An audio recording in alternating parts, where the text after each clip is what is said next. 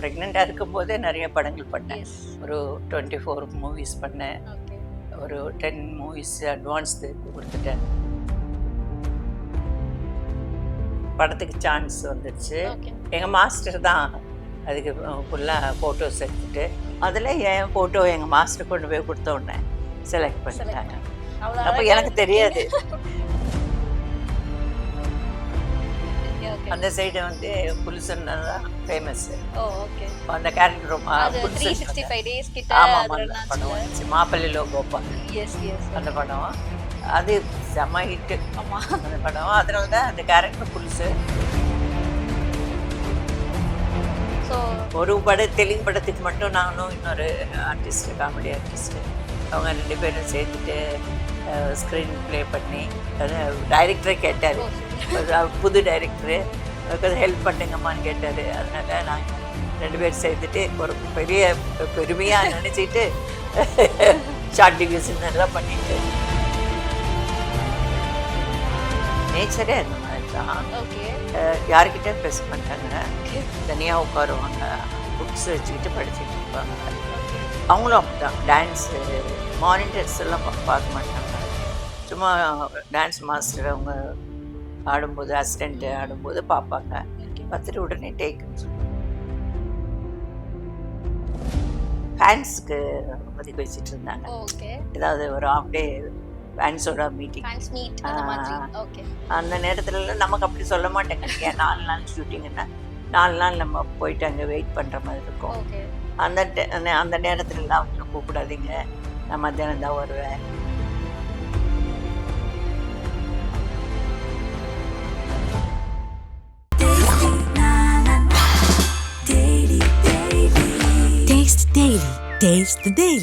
திரைமொழி நேயர்களுக்கு வணக்கம். நான் தர்ஷு.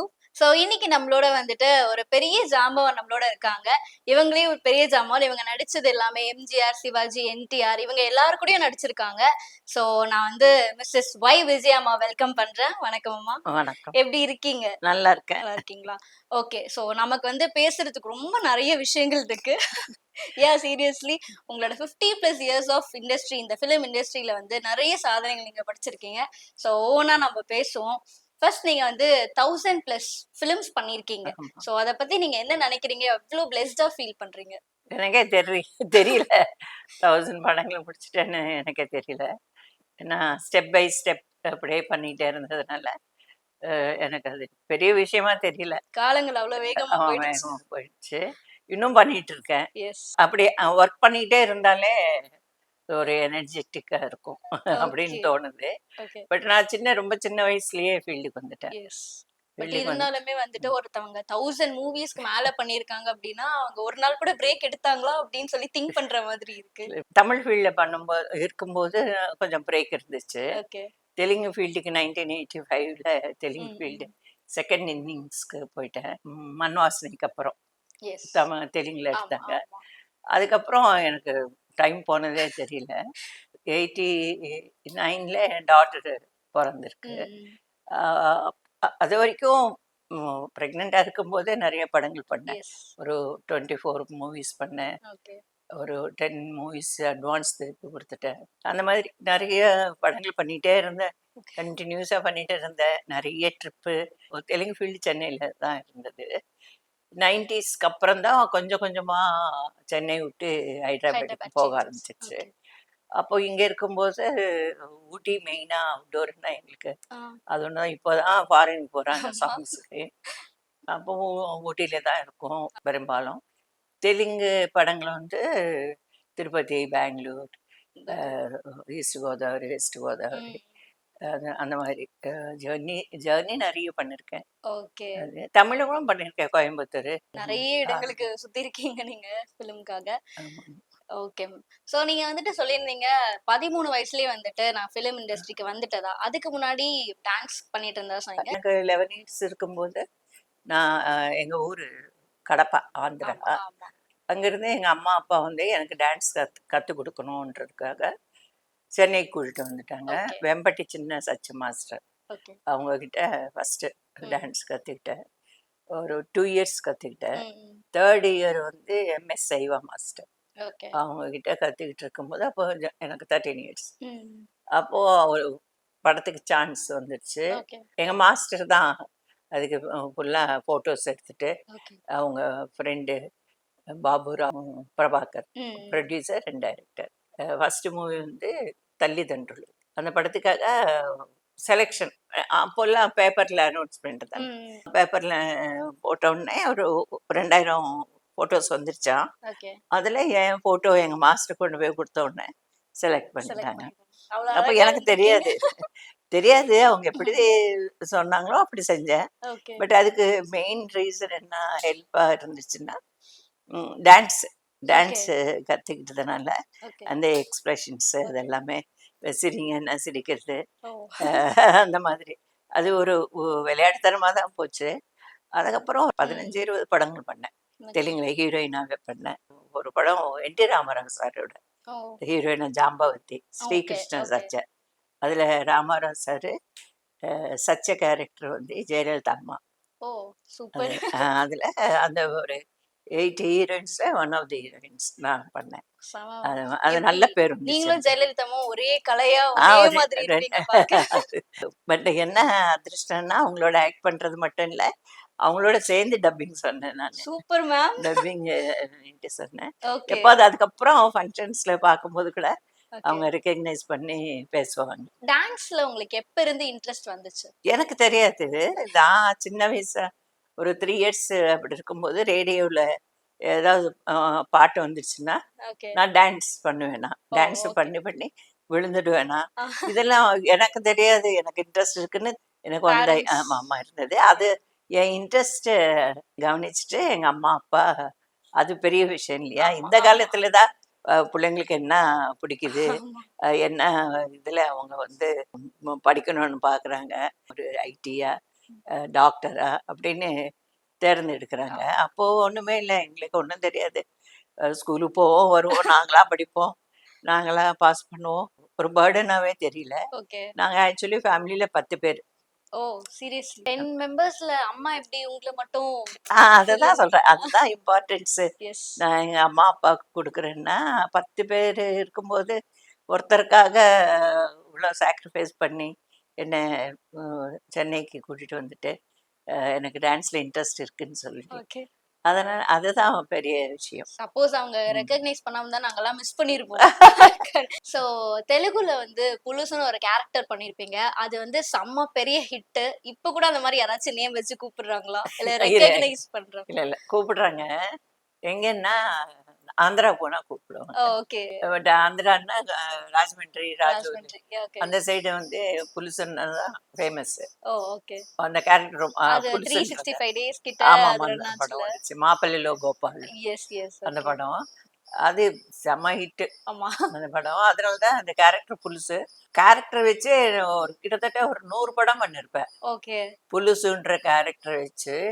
அப்புறம் சாங்ஸ்ல கூட ஓ. புலுசு புலுசு. அப்படின்றது. அப்புறம் எந்த ஃபங்க்ஷன்ஸ் போனாலும் அந்த அந்த நேம்.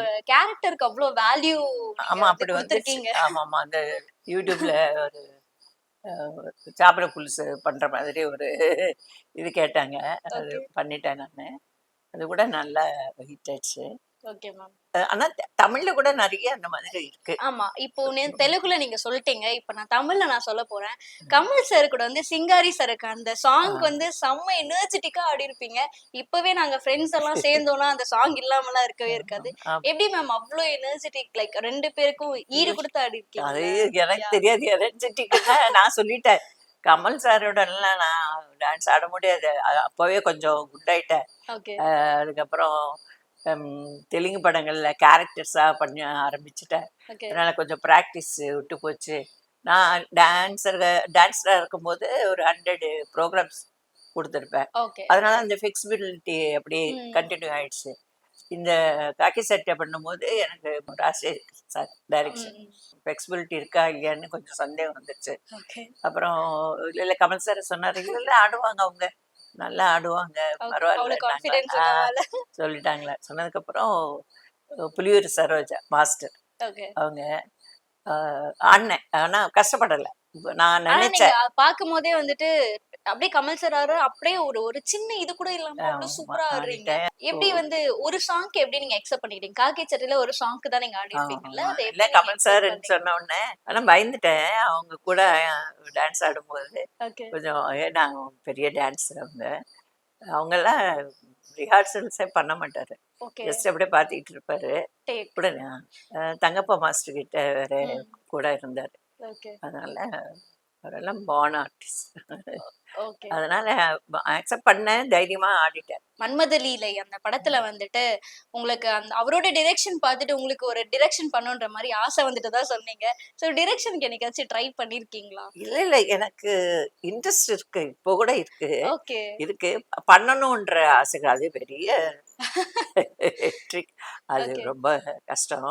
பட் நெறைய படங்கள் பண்ணதுனால, அது தெரிஞ்சிடும் ஆட்டோமேட்டிக்கா தெரிஞ்சிடும் ஓகே. நமக்கு. ஸோ ஒரு தெலுங்கு படத்துக்கு மட்டும் நானும் இன்னொரு ஆர்டிஸ்ட், காமெடி ஆர்டிஸ்ட் ஓகே. அவங்க 2 பேரும் சேர்ந்துட்டு ஸ்க்ரீன் ப்ளே பண்ணி, அது டைரக்டரே கேட்டாரு. ஓ சூப்பர். புது டைரக்டரு.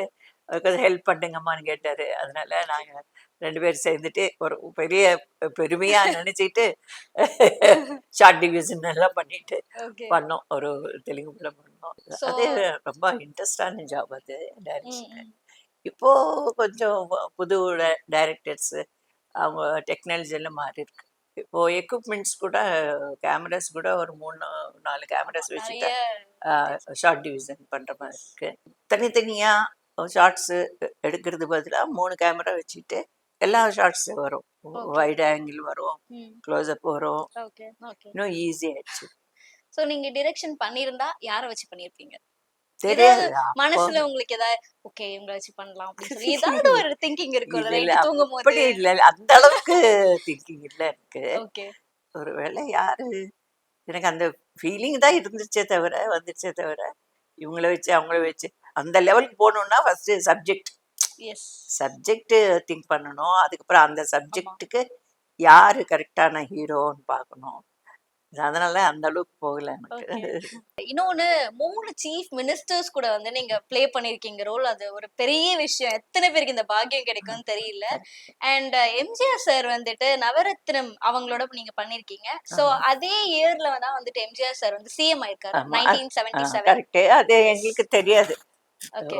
அந்த அளவுக்கு எங்களுக்கு நாலேட்ஜ் இல்ல. அந்த அளவுக்கு ஏதாவது ஒரு பொலிட்டிக்கல்ல அறிகுறி மாதிரி ஏதாவது இருந்துச்சா? ஒண்ணுமே தெரியல, ஒண்ணுமே தெரியல. பட் வந்து எங்க ஹஸ்பண்ட் சொல்லிட்டே இருப்பாங்க.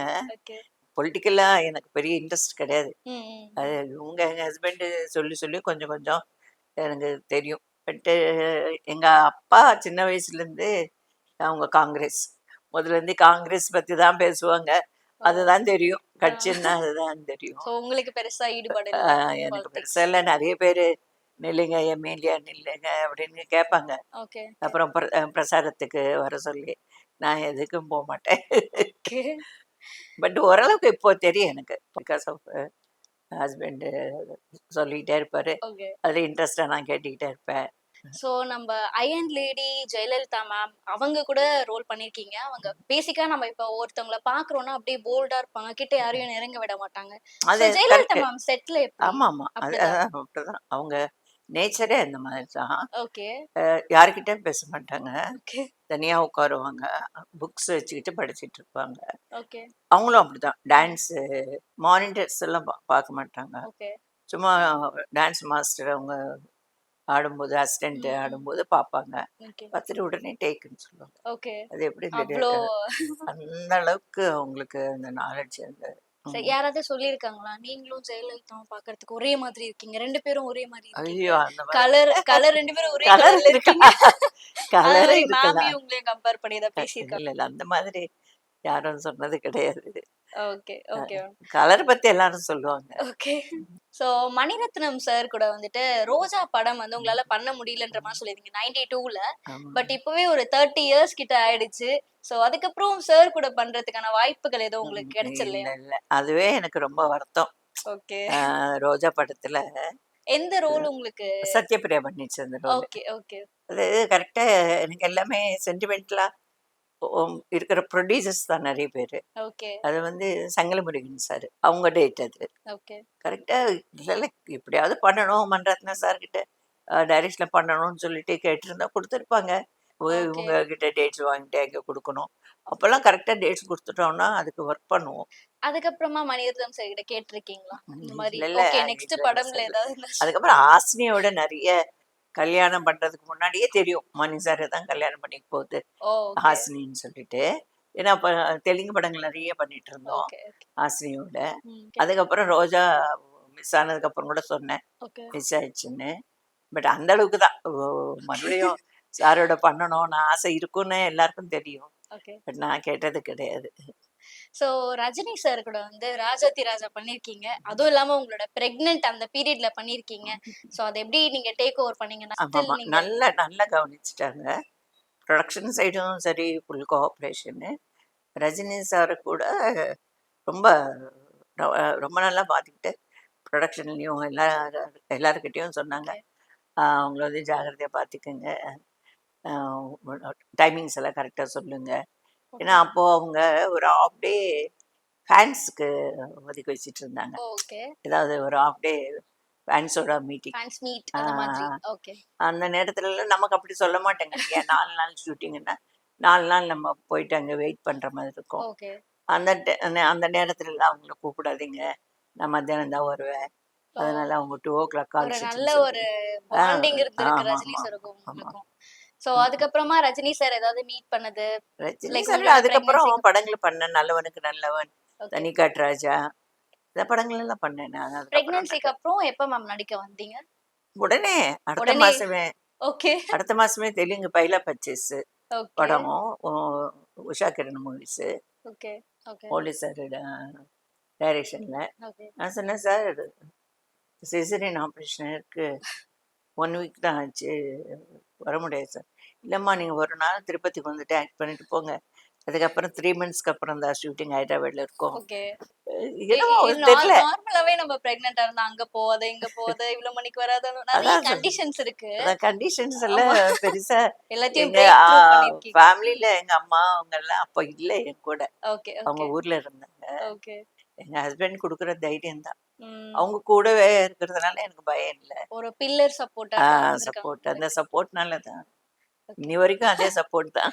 Okay super ma'am. ஆக்சுவலா அந்த மாதிரி கிடைக்கிறது வரோம் கரெக்ட் அவ்வளவுதான். ஆமா. இதுக்கு மேல வந்து எதுவும் சொல்றதுக்கு இல்ல. ம்.